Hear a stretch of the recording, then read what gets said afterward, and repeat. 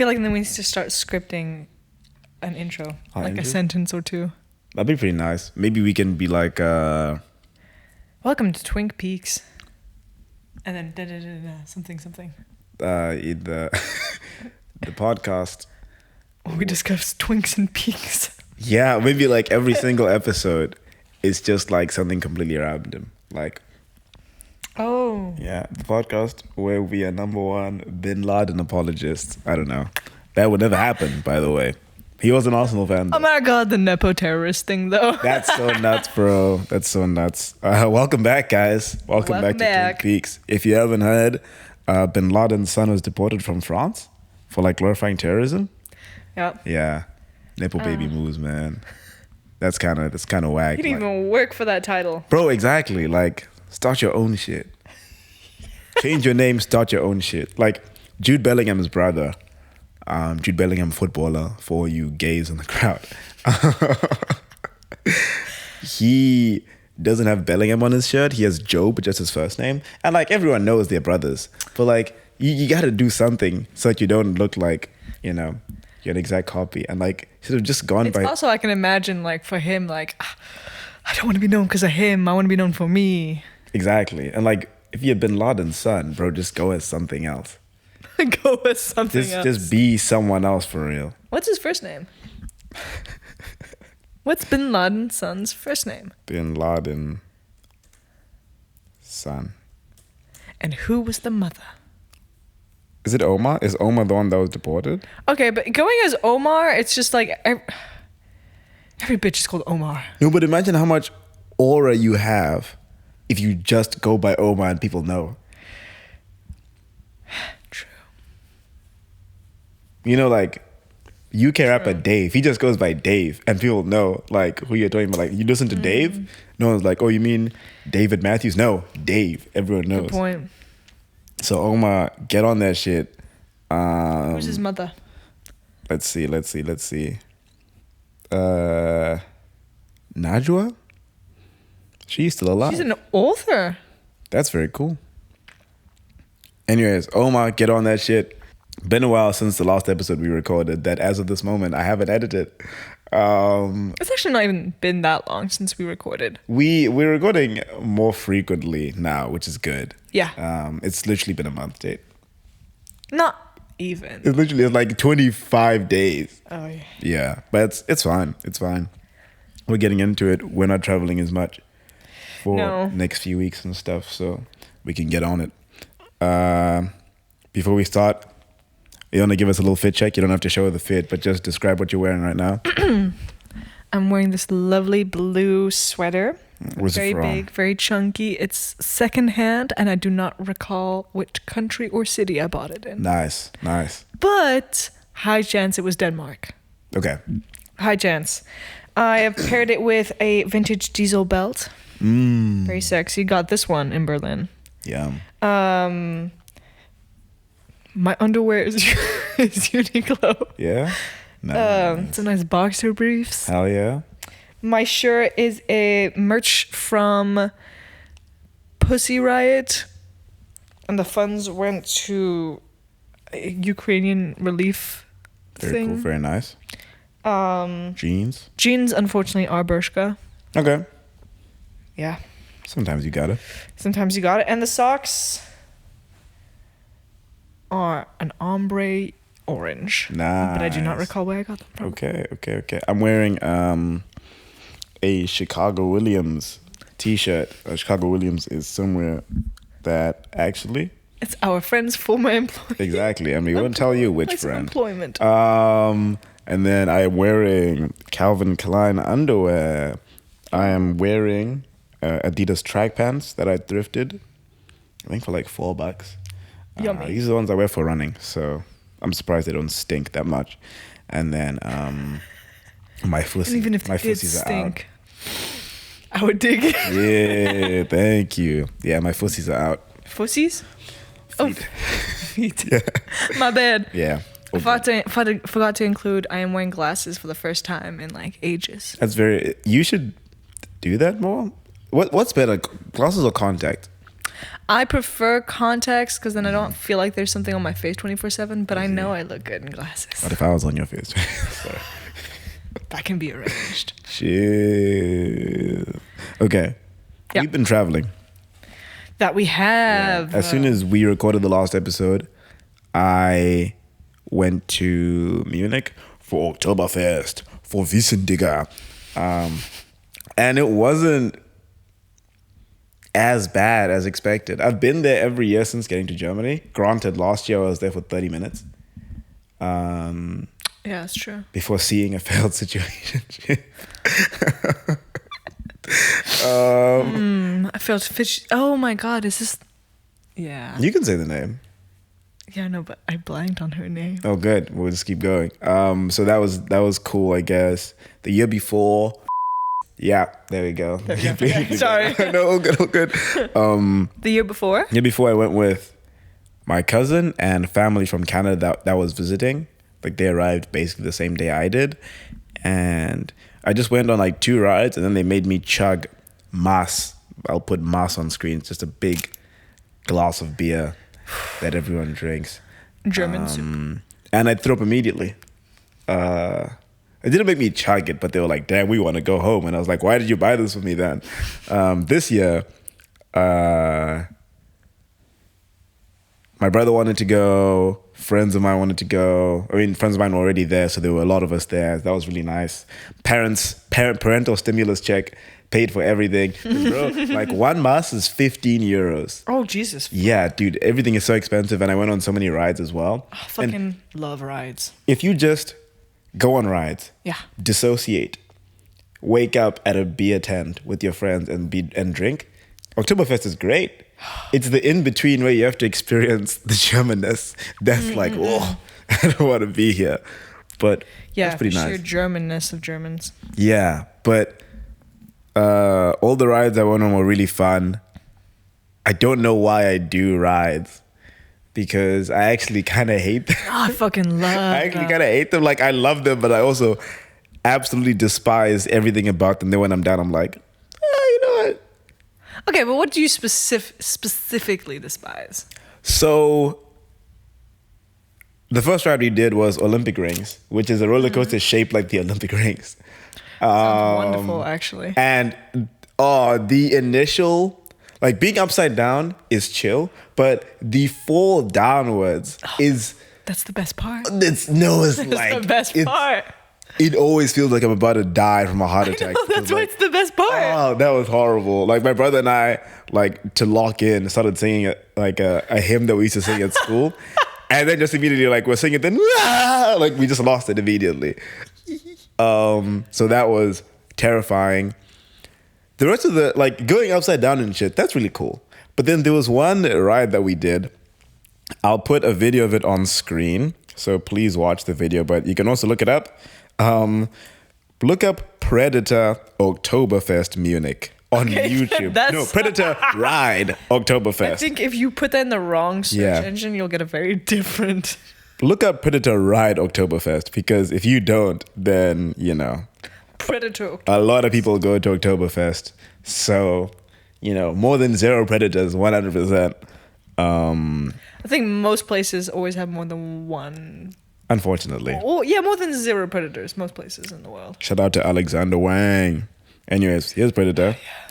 Oh, yeah. Well, it's not usually my favorite types of rides because this was, dude, that's being great. Upside down like that. That's like my favorite shit. This was nuts, but I loved it. I had a really good time. I took off all my jewelry before going on. Oh, yeah, absolutely. And then I got off, and it was like all in a box, and I was the only person that had put the jewelry in a box. And I went to go get it. And one of the workers told me to be like, are you sure that's yours? I was like, yeah. And I was like, damn, my jewelry that gay? That he was like, this gotta be woman's jewelry. You are stealing. You Negro, you are stealing. This is not your jewelry. So that was kind of funny. You got pretty woman. I got pretty woman, man. Kind of fucked up. But that was great. Big mistake. Was great. Big. Is that from Pretty Woman? Yeah. Nice. She she goes into a store because she gets extra money from like the sugar daddy guy. Tries to buy, and they're like, "This place isn't for you." Exactly. And it's like, it's because you're poor. We don't want you here. And then she comes back with a bang and fit, and then goes like, "Well, I was here like yesterday, and you guys didn't let me buy anything, so big mistake, big." And then walks out. Real. Yeah, love that film. Same. Despite it aging not like milk. Yeah.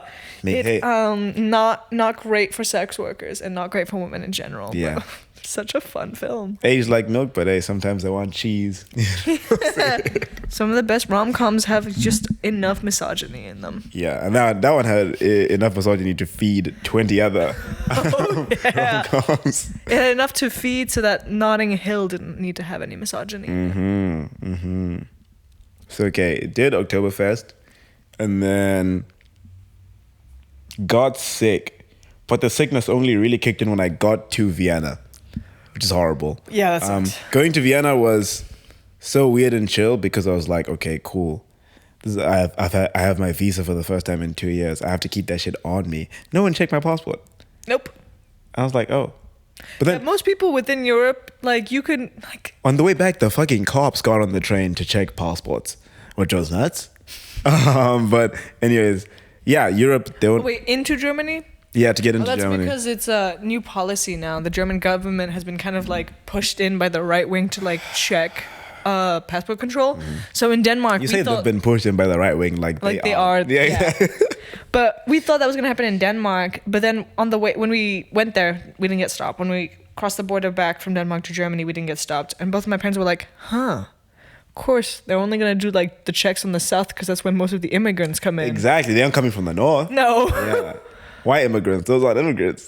Those are just guys that are visiting. They're just visiting. They're just people that want work. So they only have that kind of shit on the southern borders.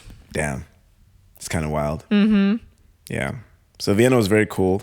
Stayed with my homie, won't dox her, and her boyfriend. I was very cool. I was dying all the first day, so I didn't go out. But when I did go out, I went to a flea market where they had giant Transformers statues, which was pretty sick. Hit the mental G spot like so well. Transformers do hit the mental G spot. I got swindled by an old man into buying a jacket, which I really like, and I got it for $30, so it's very chill. Could have been a worse swindling. It could have been a worse swindling, 100%. And then I don't know.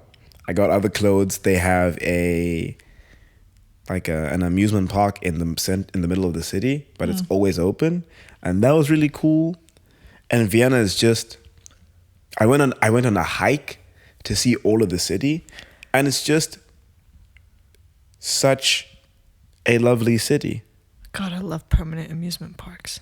It's very chill, but there are still enough young people where it's not boring.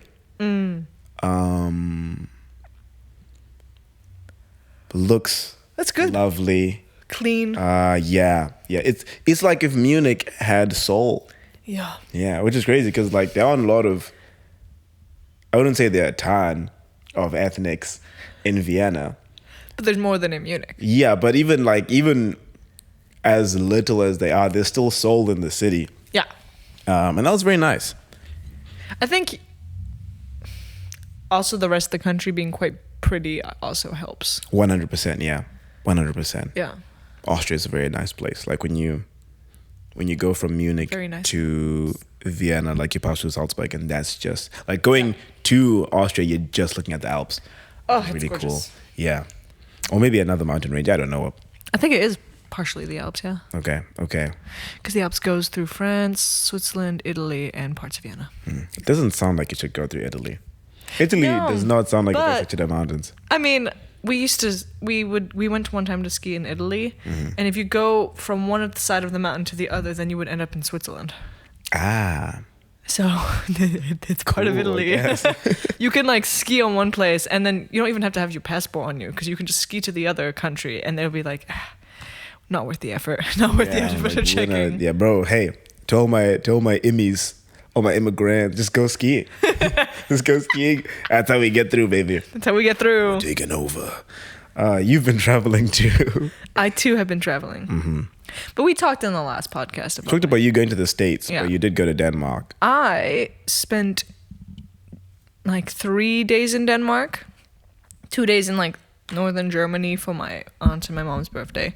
But I went to Denmark, and that was gorgeous. We went to Skagen, which is the most northern point of Denmark. It's where 2 seas converge at that point. There's pictures. I have pictures. Does it look like is it like doo-doo water and clear water? No. Okay. It's just like they're both pretty much the same color of water, but there's just kind of like this rift where you can see where the water is like hitting each other. It's very cool.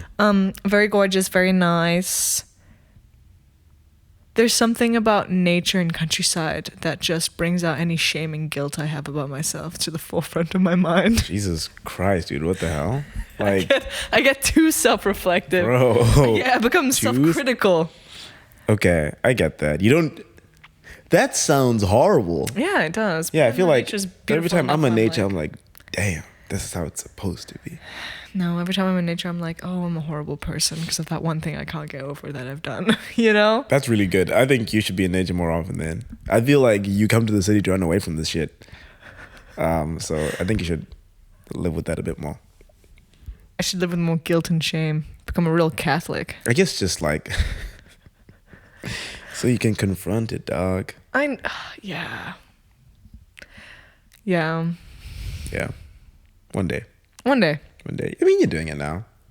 I feel like being off the meds forces you to confront it a lot more in your day-to-day life. Unfortunately. The meds were killing me, by the way. Yeah. It was every single day. Hardcore cat. Hell yeah. Next topic we have is, what are you tired of people pretending? Okay, you're gonna have to explain this one to me. So my initial thing was beer, but I've heard so many people complain about beer anyways. Wait. Beer just hurts. Like, I think if beer didn't make me want to explode and die, I would be able to tolerate it. But beer just... Yeah, my dad doesn't like beer because it hurts his tummy. Miles, my boy. Let me just bleep out his name. You know what I think? I actually like beer now. You were saying this like 2 weeks ago, yeah. Yeah. I went through this phase when I was like 15 to 16 where I liked the taste of beer, which is like the age you shouldn't like the taste of beer. And then I got really drunk. And like a horrible night afterwards. And because of that night, ever since I was like, I can't do beer no more. This shit tastes like ass. I don't know why I thought this shit was good. We can blur it out. Was that night? Yes. Okay. And then a couple weeks ago, / like maybe a few months, 2-3 months, I've started developing a taste for beer. And I can't tell if it's because I've been getting beer more because I'm cheap. Yeah. Or if it's because, like people say, you really just have to get used to it. So yeah, I like beer because it's cheap and now it tastes good for once. I think you're just coming around to it. Like, I remember, I think I was like 14 or 15 and I was at my friend's place and I had a hot dog. And I think that the hot dogs were expired and I threw up. Oof. And I couldn't have hot dogs for like 5 years, but now hot dogs are some of my favorite things. Yeah. I think your body just needed a break from it because it was like, oh, that'll kill you. For real. To be honest with this topic, I could not think of a single thing. But I thought maybe you might have thoughts. I'm tired of people pretending. Yeah, like, oh, this is so fun. It's like, is it though? Is it really? Maybe this is just a way for me to air out gripes I have with people. Oh, one thing I saw recently. I saw like an Instagram fit pic. Yeah. And the guy had like a Nike jacket on and maybe like Sambas. And everyone in the comments was like, mixing Nike and Adidas, bro, you can't do that. Fits an L. Why are you twerking for these big companies, bro? I'd be like, oh, Nike, I'll wear a full Nike fit. Ew. Also, Ew. it never looks good. The full Nike fit never looks good. You look like you're wearing a costume, bro. You look like a mannequin. And that's the fun part of like having clothes from all different types of brands is you can mix and match. Yes, like there's going to be a time when, coincidentally, these New Balance pants just go so well with this like Asics jumper, and that's fine. It's so weird. I'm tired of people pretending that like matching is the only thing you can do. Because who gives a damn, bro? You just want to give these companies more money. They don't care. They just care about your stuff. I'm sure I have so many on the tip of my tongue, and I cannot think of a single one Valid.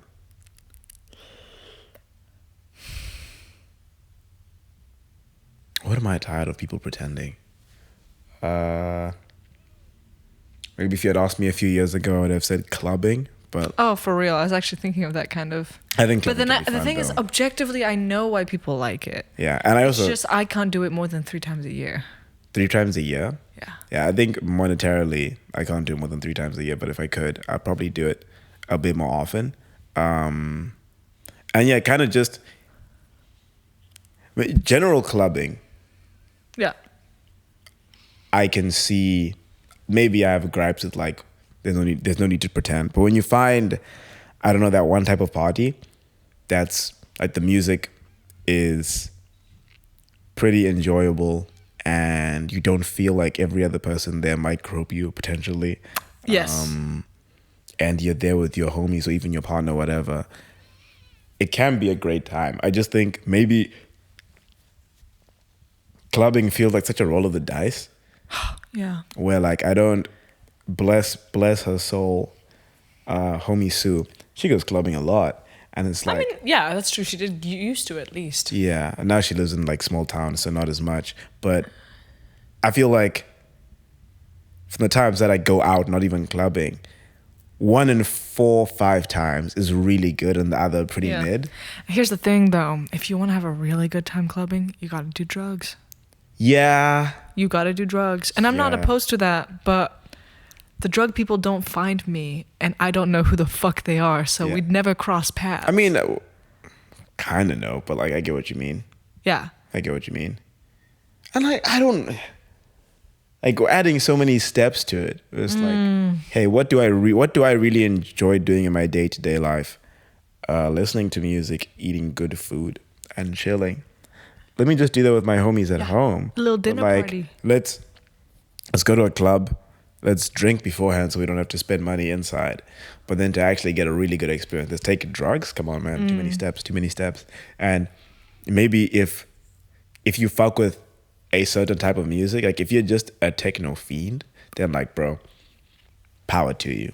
Yup. Power to you. It just does not hit like that for me. No. That's okay. Techno hits when you're making out with someone at a club and that's it. Yeah, never done that. So. You should give it a try. One day. I think you'll enjoy. Okay. Boiler Room, that was sick. That was outside though. I wrote about it because I was trying to do like a blog post. I should finish that, but it was hot as fuck and it started drizzling. Hey, Boiler Room. Yeah, and everyone was just chilling in the rain for once, being like, damn, this baptized is hitting so well right now. And I've never seen so many people like smiling, and that was really nice. And I did drink quite a bit. But yeah, that was a really good experience. I think Boiler Room as well, there was, to attend an event like that, I think it's just a lot of people who want to go there, whereas a lot of people might get peer pressured into going clubbing. That's true. Going to an event where you know everyone wants to be there hits a lot different than going to an event where, I don't know, 3 or 5 people in the friend group wanted to go clubbing, so they went clubbing. Yeah, and you know that the main intention with Boiler Room is to enjoy the experience, the music and stuff. With clubbing, it's like, okay, someone could be here for dancing, someone could be here for drugs, someone could be here to get a quick fuck, you know? Yeah. You don't really know what people's intentions are. Exactly. It's like, bro, if like you're not gonna spend money on Boiler Room tickets to be like, I'm trying to fight, I'm trying to get some head, like, bro. Because if you are, that's like a horrible game plan. Exactly. Like, just go to a club. Don't have to go to a club. An event. So yeah. Okay, I thought of one that I'm tired of people pretending that raw egg yolk in food isn't fucking delicious. Isn't delicious? It's so good. But I think the main issue is that I usually, when I see people complain being like, oh, eggs are gross, but like raw eggs gross, is Americans, because there's no fucking way I would trust a raw American egg. Real American, they wash their eggs, which is why they don't last as long. Yeah. Because I made like this little rice bowl thing with like bacon fried and like marinated with this like soy sauce thing, and I added a no need to get me hard, but carry on. A raw egg on top, and I mixed it in, and I was like, I could fuck this bowl right raw now. Egg? Yeah, just like the yolk. Just the yolk. Like it wasn't fried or anything like that. Just there on top and then mixed it in. Oh, interesting. Okay. Shit is so fucking delicious. Or with like noodles. Add a raw yolk egg. Interesting. So fucking delicious. But anytime I hear anyone like, or you do cooking videos, a lot of like Asian cuisine cooking videos will have like a raw egg on top, at least on Instagram, and the comments will be like, "This was delicious except with the raw egg. Ew, raw egg." And it's like, y'all fucking haven't tried it. Y'all haven't tried it. Your egg quality is so bad. It's not my fault. It's not our fault that your eggs suck. Because that shit is so fucking good. I haven't tried just raw egg yolk.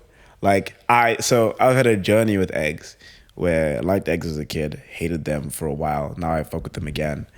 Been fucking with them for a while now, but whatever. My analogy was like, I think it's crazy to bite into something and then it busts in my mouth. And that's kind of how runny egg yolks are. Like I love runny egg yolks. I like making a sandwich for lunch where it's like brioche buns. I toast them, I put some cream cheese on it, and I put some avocado, and then fried eggs and bacon. Banger, right? And I think 19-year-old me would be like, why do you want to bite into it and then have it bust into your mouth? So I'd fry the hell out of my eggs. Yeah. But now... a little liquid, it's just... Now I'm a little bisexual. It can bust all at once in my mouth. And I appreciate how much you cook the egg yolk determines like how different it tastes. And I kind of like that. I kind of like that. So because I am a fan of runny egg yolk, then I don't see a reason why I would oppose raw egg yolk. Yeah. And also the best carbonara is the kind of carbonara where they give you a yolk on top of your dish. Yeah. It just adds. And I've had that. So, I'm on your side, man. So yum. I'm on your side with this. Yeah. I'm tired of pretending eggs aren't fucking delicious and raw eggs aren't delicious. You guys just don't have good quality ones. That's not my fault. Yeah. Death to America. Death to America. Yeah. Okay. The next topic is... It's just a rant about how analog stuff just hits different. I think all the people look at Gen Z and are like, why? My dad looks at us and goes like, fucking hipsters. Why do you guys... so easy now. Why do you guys like the stuff? Yeah, why do you guys want vinyls? Spotify is so convenient. Why do you want a separate MP3 player and shit like that? But it's just... Man, the phone is a horrible place. Oh, it's so horrendous. And... on paper, having something that can do everything seems so cool. So cool, so good, da-da-da-da. And then you have it in reality and you're like, I hate my life. I kind of don't want the everything to touch. Yup. Yeah. Like I don't think I could afford, with how much music I listen to, I couldn't afford not having Spotify. 100% definitely. But I know being able to support a musician directly by buying a vinyl. Yeah.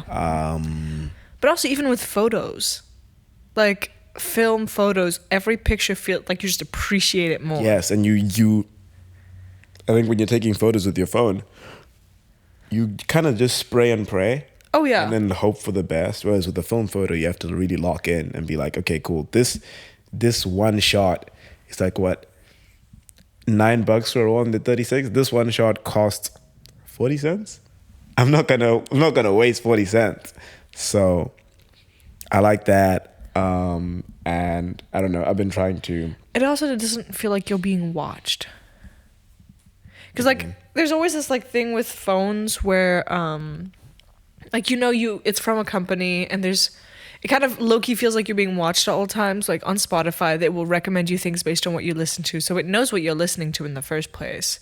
Or Instagram, you like certain images, so it will recommend stuff, But when you have a bunch of vinyls and CDs and a bunch of photos you took yourself, it feels less like you're being monitored for it, and you're just doing it because you're like, oh, I like this. It just gets to exist without feeling like you're being monitored. For me, at least. I get that. Like you don't... If you bought... a dengue fever vinyl. Yeah. The next time you go into the store, they're going to be like, we heard you like dengue fever. So here's this. Exactly.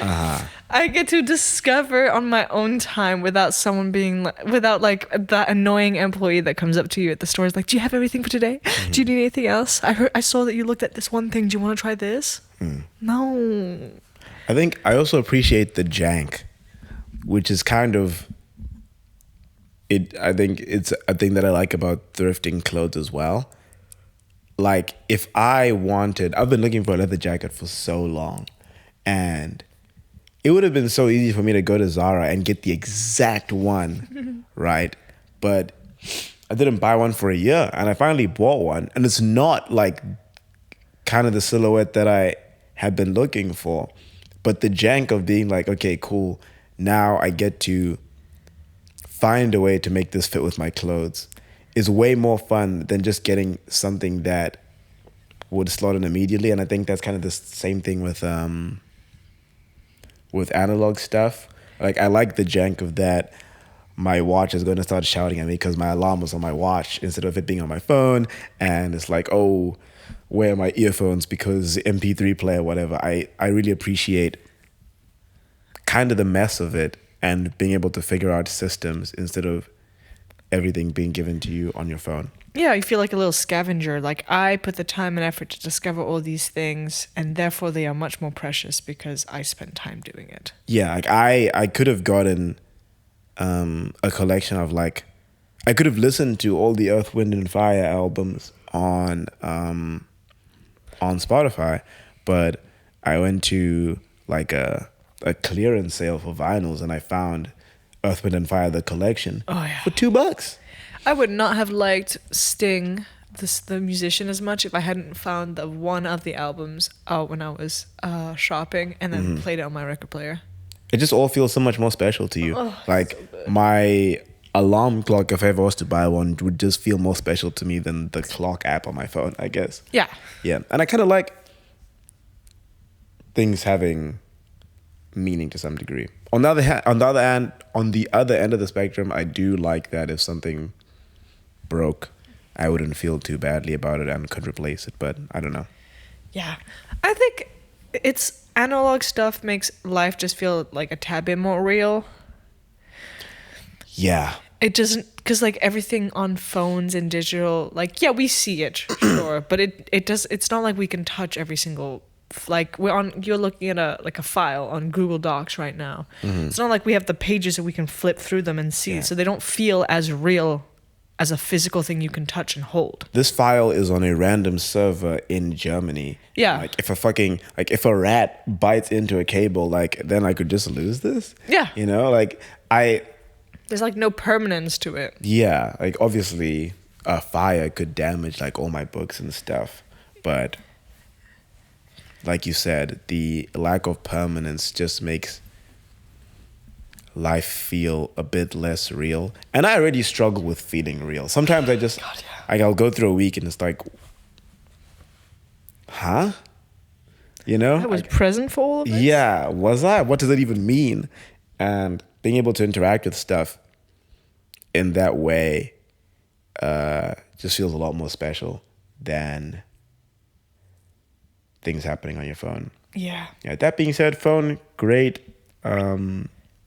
That being said, we do sound like hipsters, though. Definitely. Phone is a great tool, and it's, like I touched upon earlier on, I think there's 100% a privilege to be like, oh, I can. Obviously, I like the most I spent on, I have 5 vinyls. 2 of them were gifts, and the other 3 I got for $10 in total. Yo. Right. But for someone who wants to collect more, maybe they want to collect rare editions and stuff like that, that's money, dog. And a lot of people just don't have money to be like, oh, I'm going to have a watch, and I'm going to have an alarm clock, and I'm going to have an MP3 player, and I'm going to have a projector, and I'm going to have a Blu-ray player. It's like some people, the phone does all of that. Yeah. And you can get a phone for $50. And so, it's not I don't think it's a plea for everyone to do this, because also at the same time, I don't know, I feel like if everyone went back to it, that's kind of just creating a lot more waste again. Yeah. Yeah, like phones are already a lot of waste as it is. Like if we keep digging up Africa mostly in order to get cobalt for smartphones and like smartphone, not for batteries, but for the semiconductors. If everyone took all their old phones out of their drawers and donated them, we would have enough cobalt basically for the rest of time. Yep. We wouldn't have to mine anymore. It's crazy. Yeah. The worst part is I have one phone. I just gave it to my dad. I don't know what he's doing with it anymore. Mm-hmm. But like I just didn't want to give it away because I got attached emotionally to the phone. I get it. And I was like, this is a part of my life. I'll let you go, babe. I gave my lost phone to one of my friends because they clearly needed it, and I got another phone from my aunt. But that was like... I felt like letting go of a friend. It was the color I wanted from a phone. It was my first iPhone, and at least at that time I'd been wanting one for quite a bit. And I was like, damn, this is it, huh? I almost gave my friend the newer phone that I got from my aunt because I was so attached to that one. But yeah. But now hopefully it will get donated. I hope so. Yeah. That's like my dad has it now. Yeah. Wouldn't it be nice if instead of forcing like young Congolese kids to like work in mines, that they were able to like go to school and have a life, and then maybe their parents could work at recycling plants? Wouldn't that be nice, guys? Let's just think about that, you know. Next topic. In what ways could the other person be unbearable if something ever so slightly changed? I have something locked and loaded. You know what's funny is I read this yesterday and I was like, in my head I was like, what could it? And I didn't think about it. But I was like, I know this question exists because you thought of something you didn't like about me. That if something, if you were ever so slightly more, this would not like about you at all. I want to hear it. I want to hear it so bad. You love your dog a lot.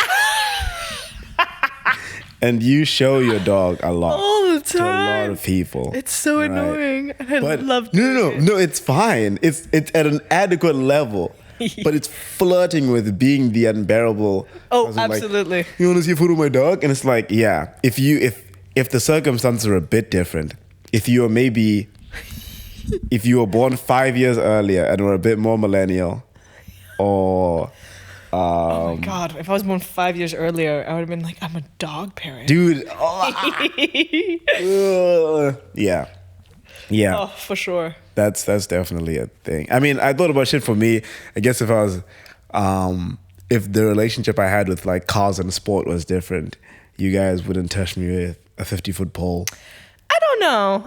Well, I don't know if that's what I would say. If it was a little bit more this one thing, it would drive me nuts. There's got to be something. I just don't know what it would be. It's okay. Maybe I can think of another one for you while you think of one for me.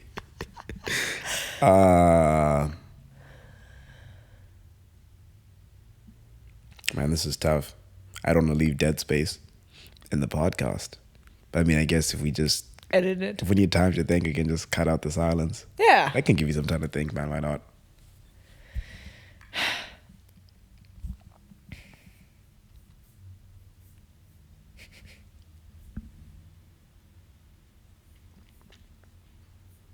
Nice. Will woke up 17 minutes ago.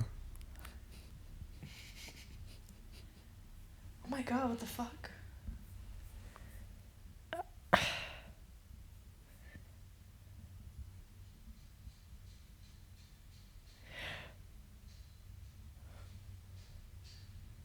I think if you had a little bit more money for like clothing, I think you would so quickly become one of those fashion motherfuckers. And I am. Am I not that already? No, but the specific brand of fashion motherfucker. Okay. Because now it's chill now because a lot of your shit is secondhand. Okay. And it's interesting. But I'm talking about the fashion motherfucker that gets like designer stuff. So that's their whole fit. Oh my God, Henry, you're like, yeah, sorry. Because the thing is, nice jeans. Yeah, Balenciaga, Fall 23. With that exact nonchalance, I think I can see you be that so easily in my head. I'm so glad. I guess I need to stay broke so I can stay humble. You know what I mean? No, I get that. I'm already like that with my secondhand shit. So like, oh, nice shirt. Yeah, there's a team merchandise from McLaren Mercedes 2007, actually, Formula One team. That's how I feel about my belts. Because I got that Diesel and Harley Davidson belt, and I'm like, you like the belt? That's vintage Diesel. Yeah. Yeah, but imagine that with like high-end clothing. I see that. If you had a little bit more money to spend on your clothes, I feel like it could lead to that. Could lead to that. So real. Yeah. It's good. I didn't think of anything else for you, but yeah. Great. That's really good. I'm sure I could, though. I'm sure I could. Okay, I want to circle back to, we were talking about traveling and countries and stuff. I had this conversation with my parents. So I am what I think most people would call a third culture kid. I didn't grow up in the culture that my parents are from. I didn't grow up in the culture from the country I was born in. I'm like a mix of everything and anything I've lived. Yeah. And my mom is Danish, right? But she grew up as part of the Danish minority in Germany. So when you listen to her speak in Danish, she has a very specific accent. It's like listening to someone speak like they're from the 1950s, is what my ex described it as. Okay. Can I say something very quickly? Yeah. I watched a video about something like that, and it made me really sad because if I had kids here and and they learned languages from where I come from through me, when they go home to visit, they're ultimately going to be speaking the like Ndebele and Shona I knew in 2022 when I left. And this what this would be like 2036, whatever. They're going to be speaking like an outdated version of that language. And that makes me like, obviously they'll catch on, but it makes me really sad that the language that you leave with is what's going to stay, but the language at home is going to keep evolving. Like, there's so many people who learned Chinese through their grandparents who moved in the 1950s after the war in America. And if they went home, everyone would be like, why the fuck are you speaking like my grandparents? It's like, dog, why are you speaking with a transatlantic accent? Exactly. Because because my dad, like, he lived in Scotland when he, like, as a kid. Yeah. So because of that, I'm Scottish. One of my parents is Scottish. But if I say I'm Scottish, every Scottish person goes, are you sure about that? Imagine your kid grows up in Germany, and that's kind of like the only country they've lived in, and like they say they're Zimbabwean. I don't know why I took a pause there. And they say they're Zimbabwean, and then they meet someone that was like pretty much born and raised in Zimbabwe, and that person, one of their first thoughts is unfortunately going to be, sure. Yeah. No, okay. Like, yeah, you are, but like, are you? That could happen, but I remember I met there's a guy at my old uni in Munich, and he was half Zimbabwean, and I didn't think anything of it. I just, like, he was so happy to know that, like, oh my God, someone's like the same nationality as my mom, and like that was very wholesome. Someone just rang the doorbell. Hold on.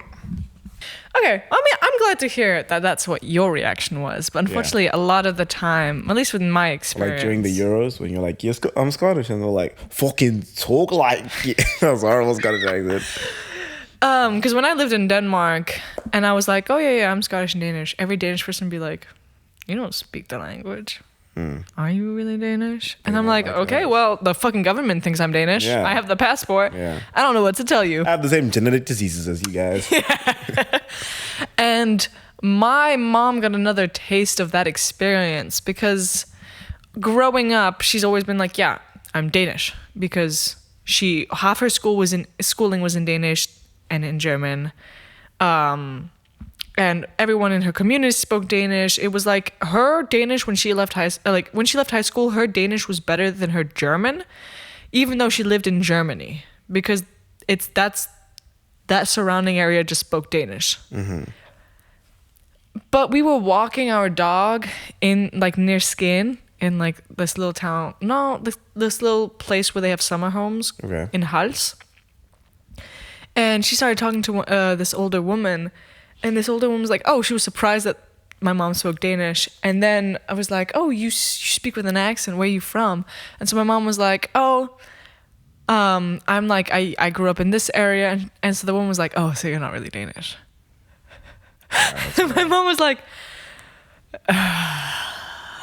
shut up. We had a whole discussion afterwards where it's like, wow, you can know even if you know the fucking language, if you didn't grow up in the country, you're not that. And even if I lived in the country, yeah, and I did for a time, I didn't know the language, so obviously I'm not from here, kind of thing. And my dad was born in England, but he's Scottish. And then when he went to Scotland to live for like most of his childhood, everyone was like, would not consider him Scottish because he had lived in England for part of his like beginning youth, and because he was born there. And it's like, guys, can we stop pretending you have to have such a narrow view to be from one fucking country? country? Pretty unfair. I feel like, because I'm born in London. I've lived there 3 years. No fucking way I'm going to say I'm from London. I think I understand why people definitely do that. Like, I think it's like when you hear Americans say that's like, my oh, fucking issue. I'm worried every single time because I sound American. Every time I say I'm Scottish and Danish, they're like, oh, you're Scottish because your great-great-grandfather that immigrated from the British Isles is Scottish. And in my head, I'm like, please don't think that. Like, I think I do understand that. Like, if someone was Zimbabwean, like genetically, but had never like stepped foot in Zim, and I guess even like culturally, like for some reason their parents had raised them in like, I guess, a more German way of living, I understand why you'd be like, okay, but you're not like us though. Yeah, I'm an OG, I'm original. But I do think that as globalization has done its thing, it's something that should be like kind of outdated. Like a lot of people, like I have cousins that born and raised in Canada, but to me they're Zimbabwean Nigerian. Yeah, and obviously they've visited a lot, but it's unfair to just slap Canadian on them, I would say, because culturally they are like pretty. There's a mix of like all three cultures going on there. Yep. But it's just gonna keep happening because in places basically not the West, obviously for you it's like a Western thing, but for a lot of people that aren't from like Western places, they are just going to go overseas and meet someone from there or even from where they came from and are going to have kids there, and those kids aren't suddenly like less Zimbabwean, South African, Angolan than they are, you know. So yeah, it's really tough though. Like I feel really bad that someone's just like, yeah, to your mom, like, you're not like us though. Like, yeah, literally, you're a weird icky mix, yucky. Because Nay is also our friend Nay has also asked me like, oh, if I consider myself Swiss, because I grew up, that was my childhood, was Switzerland. And here's the thing, I have a whole lot of nostalgia for Switzerland, but every time I would never ever once have considered myself Swiss, even when I lived there, because while I had like pretty okay experiences, there's this air of you are not one of us that just is part of Swiss culture.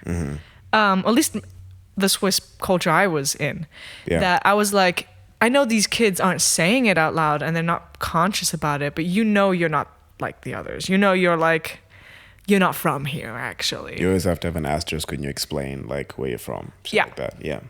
And so I would never consider myself Swiss because I was like, I always felt like I knew I wasn't fully part of the culture there anyways. And then Netherlands, I'm like, I don't speak the language. I don't care to try and learn it. I've lived here for my teenagehood, so for me it doesn't feel like actually living there for like more. The core building blocks, I guess. Exactly. So I can't say I'm Dutch. But then I've only ever really lived in Denmark for like less than a year. So technically speaking, I don't know how Danish I am. No, yeah. So like yeah. I say I'm Scottish and Danish, but that's just because it's easier to just be like, yeah, my dad's from there, my mom's from there. That's easy enough. Yeah, like that's all you guys need to know about me. Like I'm not going to go into where I lived and stuff. My cousin who edits this podcast, he kind of goes through a similar thing where parents are Zimbabwean, born in Zim, but family moved to Botswana. I think both of his sisters are born in Botswana, and they probably struggle with this as well. Did his primary schooling in Botswana, then did his secondary and tertiary education in South Africa. Came home to Botswana and Zim every year. Oh, that's a tough one, yeah. So he's talked about a lot where it's like, obviously I'm Zimbabwean. It's a country I've spent the least amount of time in though. My residence is Botswana, but I'm not from there. I'm not Tswana. Yeah. And culturally I'm probably, I don't know, more South African perhaps, because like I learned like a lot of his mannerisms, whatever like slang he uses is more South African. But judging by his struggles with immigration, he's not South African. And yeah, I really feel for people who have all of that going on, because it's completely understandable when you are a thing. And I mean, like, I have struggled with it in a smaller degree where, I don't know, growing up, I had interest in different things that was seen as like white. Yeah. And, you know, being told like, oh, but you're not really that, it does suck. Especially when it's like, we shouldn't be a monolith, but there's still like a baseline that you have to be. There's the requirements to be within the club kind of thing. Yeah, even though the club shouldn't really exist. It shouldn't be that. It shouldn't exist. And if you went by all the requirements to be in the club, it'd be fucking tiny. And no one would be in it. Exactly, because we just keep like drawing new lines. It's like, okay, cool, but did you grow up here? Did you go to this school? Did you listen to this music? Yep. And that's, like I said, that's just a tiny fragment of like what I've experienced. I can't imagine like having grown up in different countries. Like, if immigration wasn't horrible and there wasn't like a prospect of any like future world wars, whatever, there's a very good chance that eventually I would have lived more years in Germany than I would have in Zim.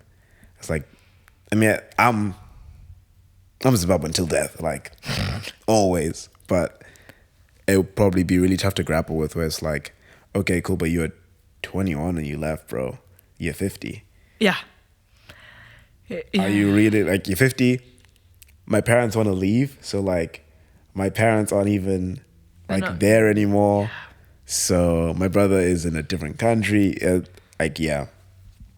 And it's also, I'm not close with my extended family. And things like most of my family, my dad's side lives in Scotland, but I don't fucking talk to them. Yeah. Most of my family, my mom's side, lives in Denmark. I don't fucking speak to them either.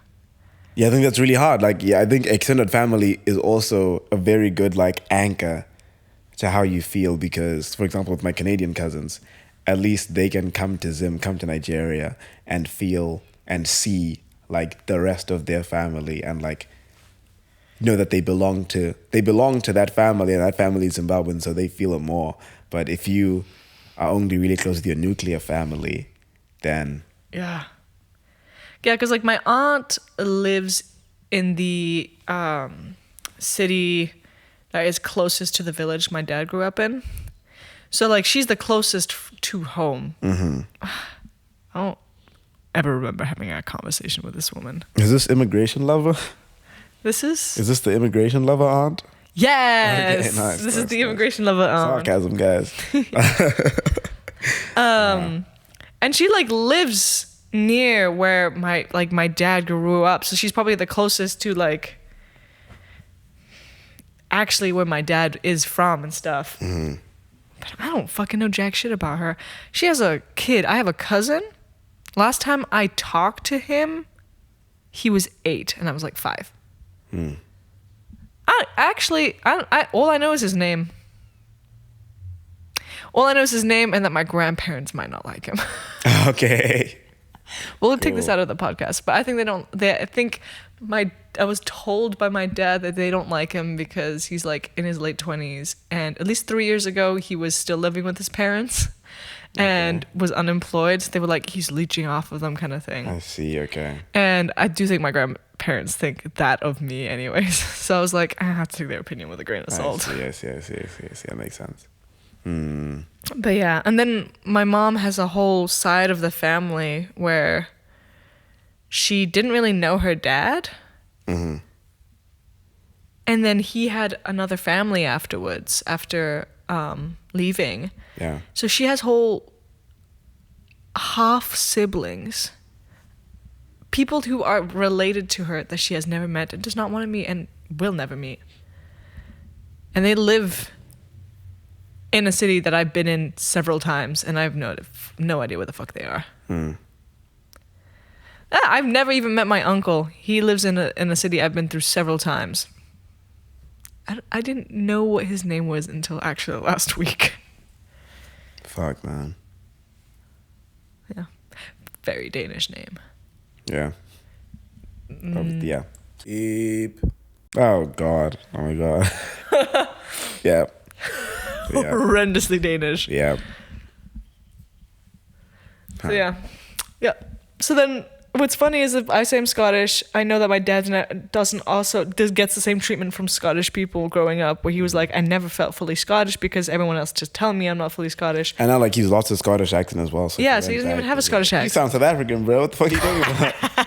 And then my mom is like, I've grown up being like, I'm Danish, and everyone in this community, we all know and we speak in Danish and all that, but then you go to Denmark, and because you weren't living in that country, she's like, okay, I also know no one thinks I'm like, some people don't think I'm fully Danish, so neither of my parents get treated like they're fully their nationalities, and thus I can't either. Damn. So yeah, that was a conversation we had with the family. It's a very nice conversation, Tate. Thank you for bringing that up. Yeah, so all those third culture kids out there, it sucks, but there is many out there, and many more will come. So and, yeah, it's never gonna end. And I guess it kind of allows you to, a bit hard to form your own identity. Yep. As to what you want to be. Yeah. You want to talk about concert ticket prices? Yeah. Okay. We bought Chromacopia tickets. Chromacopia. Yeah. Holy shit. Yeah.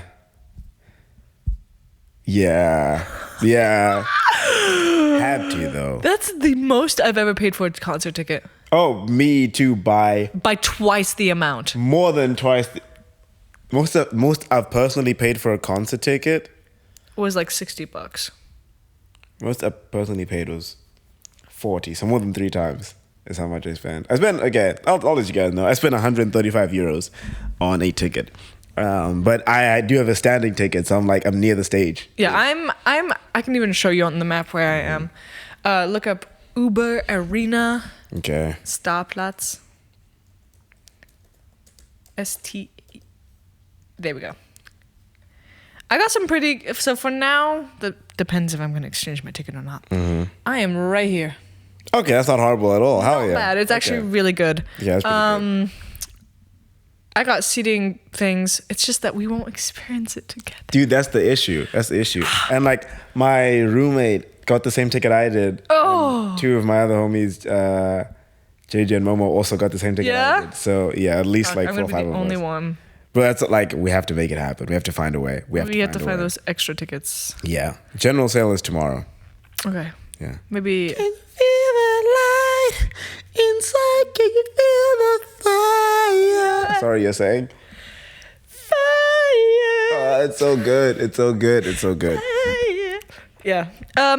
These ticket prices have gotten outrageous in the last few years. I feel like they keep getting fucking more expensive. So because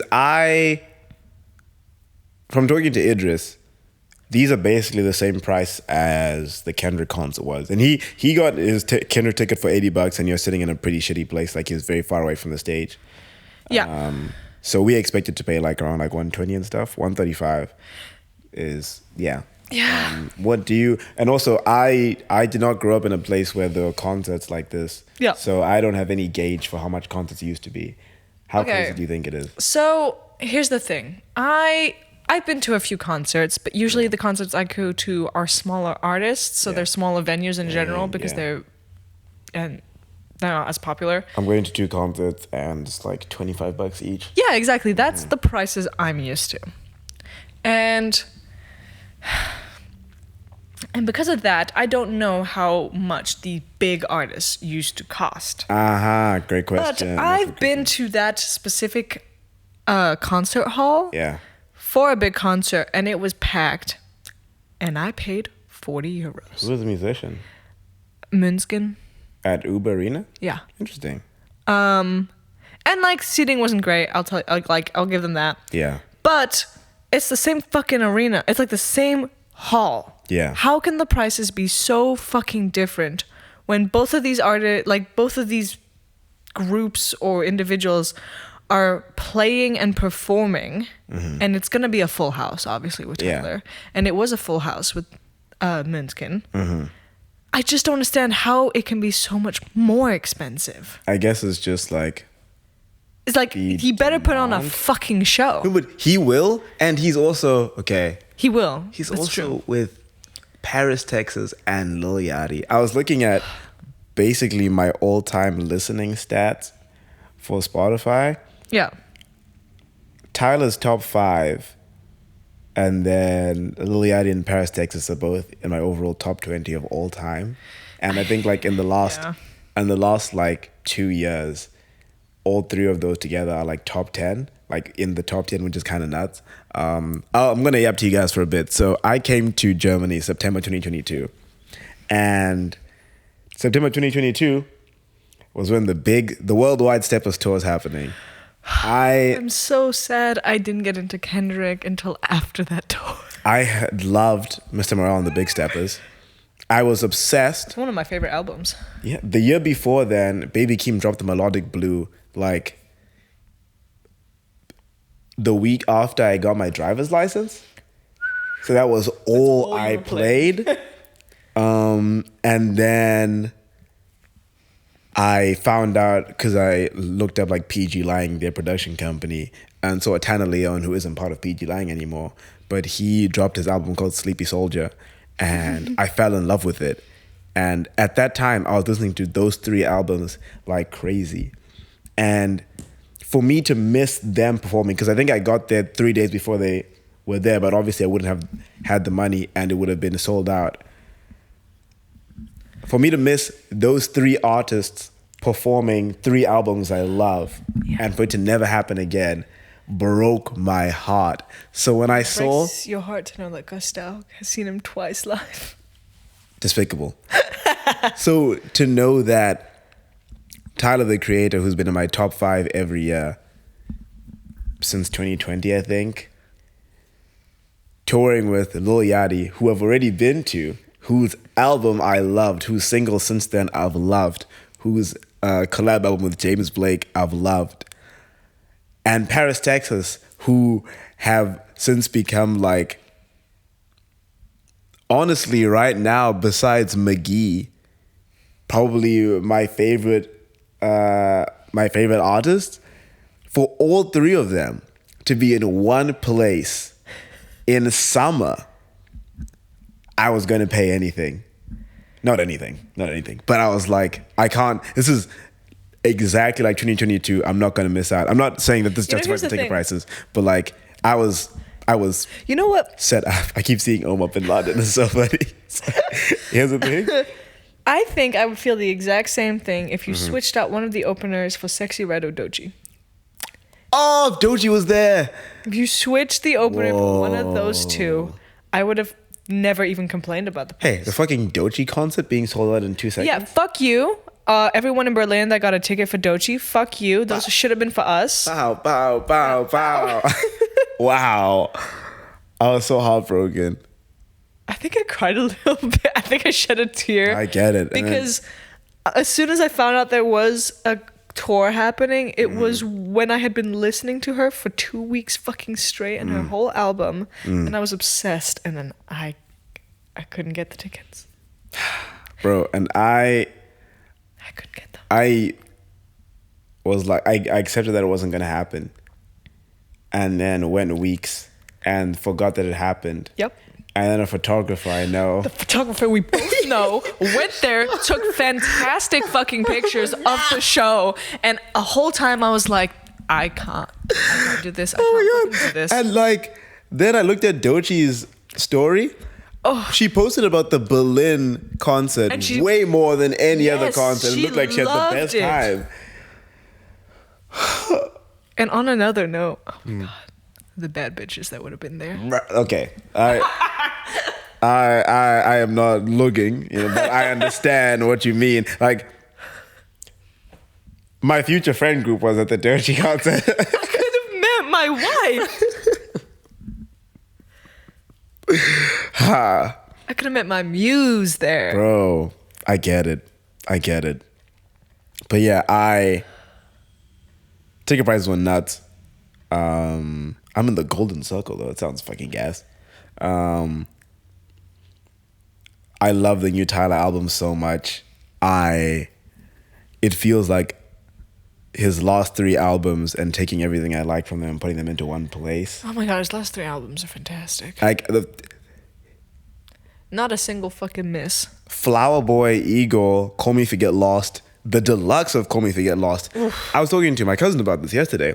Deluxe albums are usually doo-doo ass. Yeah, because they add like 2 songs. They're B-sides, the songs that didn't make the cut, but they're like, we'll give it to you anyways.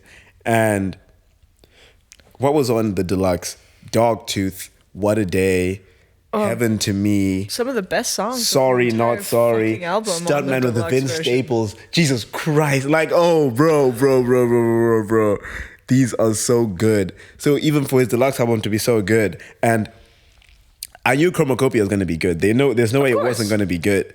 But a part of me was like, can it compare? It's so hard. The fantastic energy that all of these last albums. It's so hard to escape a 3-album run with the 4th one being good. Because like, I know a lot of people who say that Mr. Morale and the Big Stepper doesn't stack up to Good Kid, Mad City, To Pimp a Butterfly, and Damn. I would disagree, but I got into him late, so it's not like I was listening to his stuff before that came out. I think people that kind of grew up with it might have a different opinion. I haven't listened to it as much as I've listened to the other 3, so I don't know if I get it. My opinion hasn't been made on that, but a lot of people have a crazy 3-album run, and then the 4th one just kind of But this...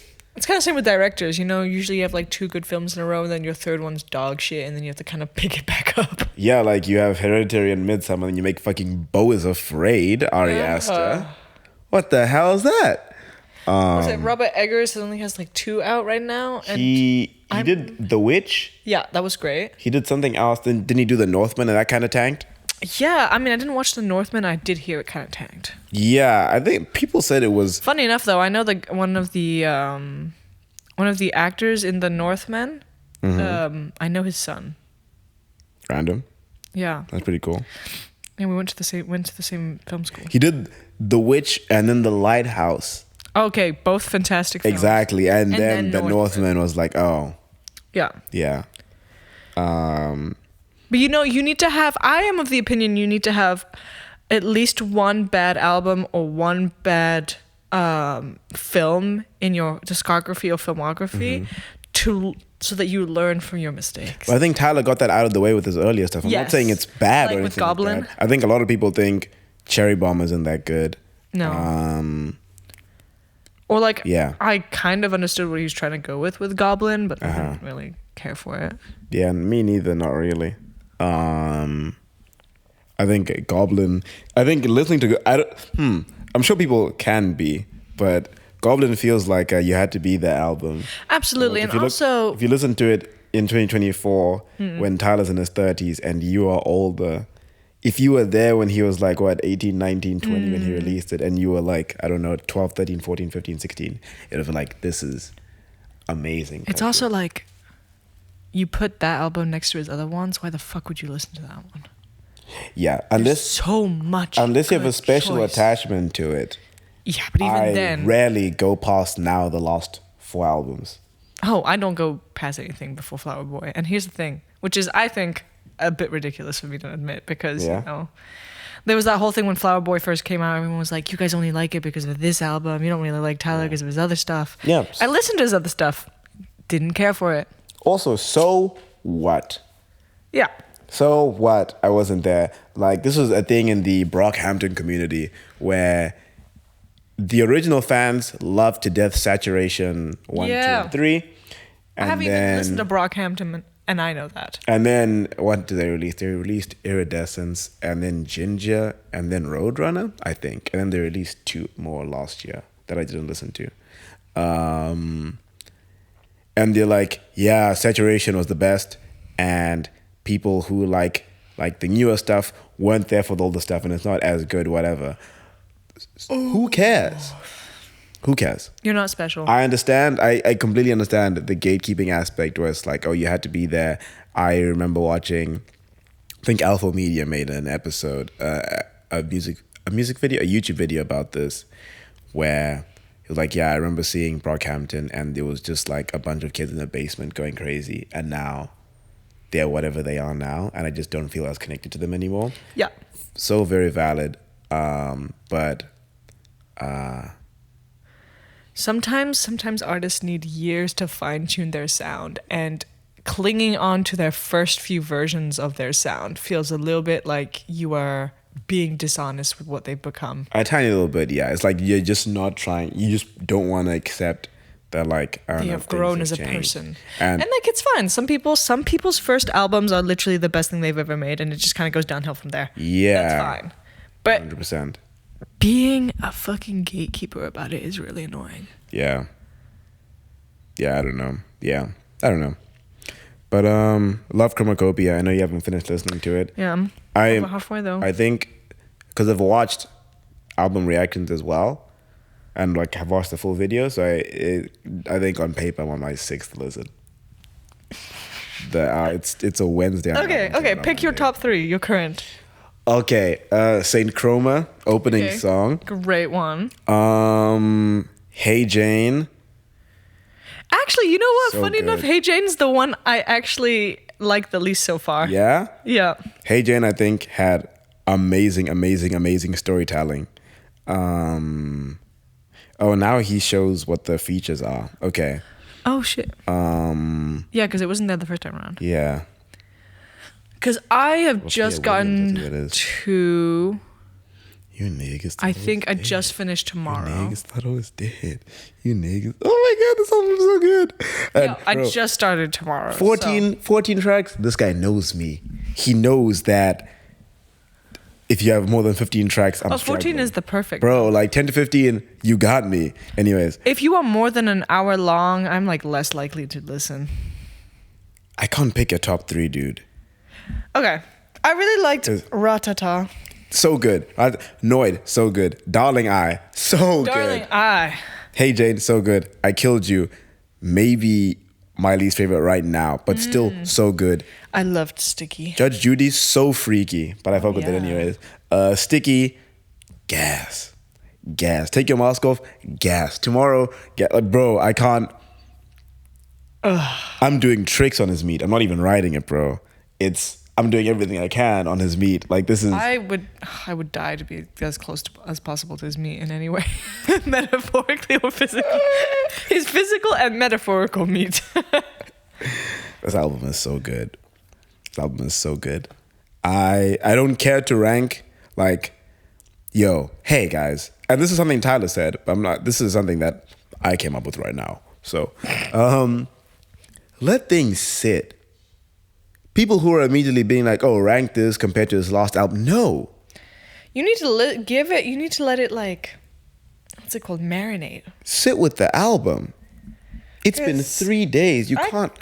Yeah, first off, I haven't finished the album, but like I can't decide what ones I'm gonna think my favorites are until I've listened to it at least 2 more times. For me, it's even like, what's your least favorite?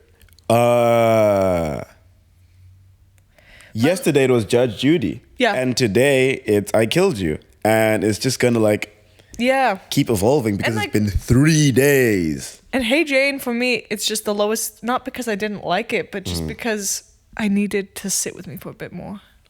Completely valid. Completely valid. But I love when an artist does like their whole makes a persona for each album. So he does that a lot with like Igor. Yeah. And now with Chromacopia. Yeah. And he kind of like has this whole look and vibe going for each album. Same with Call Me If You Get Lost. Yeah. I fucking eat that shit up. think it's phenomenal. And then your performances are curated to this persona that you've made for this specific album. Oh. Phenomenal work. Art, phenomenal project. I'm so happy I got to listen to it as soon as it came out.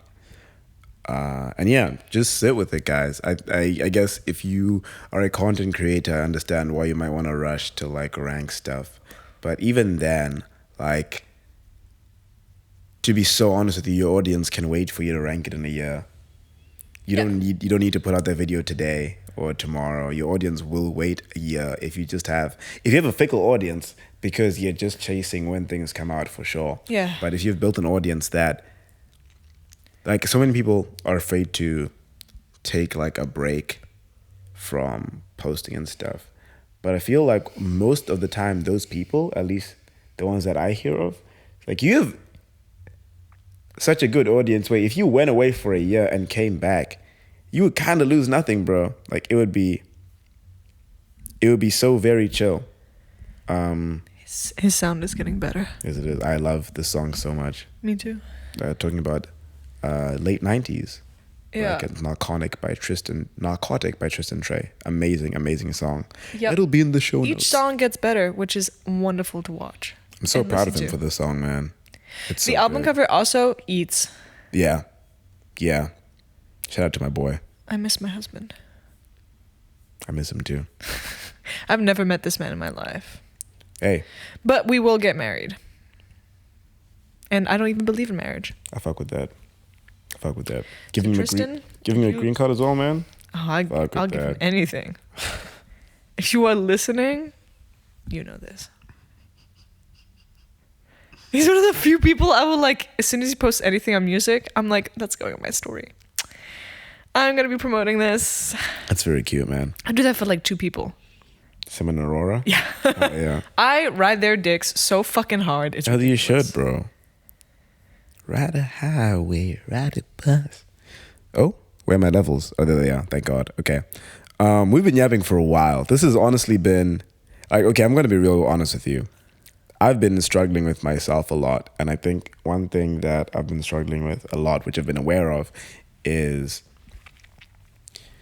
in a setting like this, I really struggle to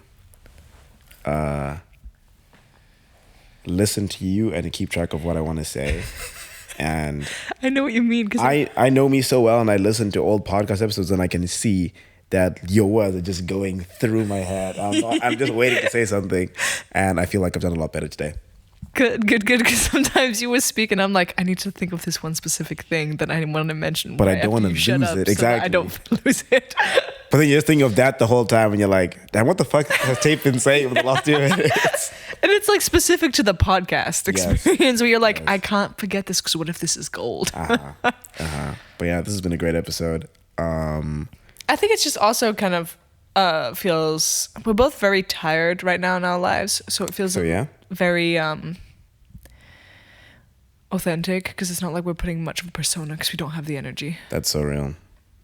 Yeah, I have to travel tomorrow. Which unfortunately does mean we are not as funny. I disagree. You disagree? I think we did a really good job this episode. And I think we were a lot more sincere in this episode without needing to like delve way too deeply into like personal life stuff, like True. potentially doxing, I think we did a really good job. Yeah, we did a lot less doxing this one. Yeah, a lot less. Tate, do you have anything you want to plug? Anything people should see? I